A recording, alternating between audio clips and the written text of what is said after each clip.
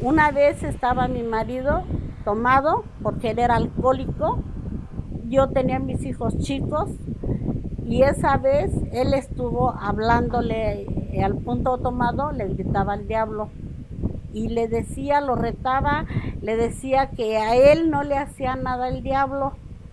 Y agarró después, se paró de ahí de la mesa, estaba yo sentada, acostada con mis hijos en una litera, y de ahí empezó él a hablar y a decir, y decía que si él se moría, a mí me llevaba con él, cosa que pues yo empecé a rezar la Magnífica, a rezarle, y yo me trababa, se fue la luz, y luego él me decía, dame la mano, y yo estaba sentada con mis hijos en la litera, y así sobre lo que vimos ahí, después llegó la luz, y a él le pegaban, lo remolineaban, y se daba las vueltas y pues le pegaban.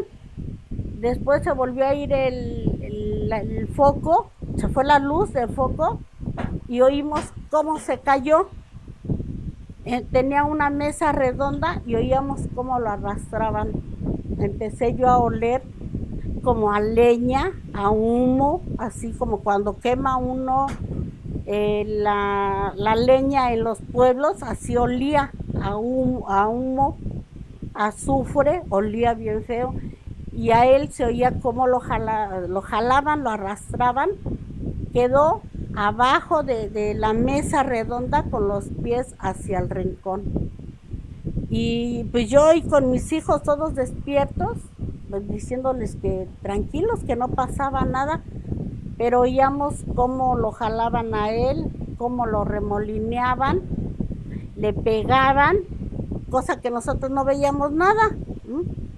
Yo empezaba a rezar, pero empezaba a rezar y acababa diciendo las canciones, una canción de Pedro Infante.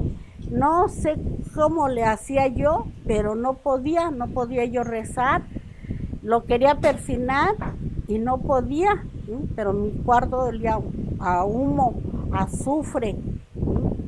Después él se paró y me decía, prende la luz, prende la luz. Yo no quería prenderla porque yo tenía miedo. Siempre me bajé de la litera, prendí la luz y él estaba con los pies para allá y la cabeza para acá.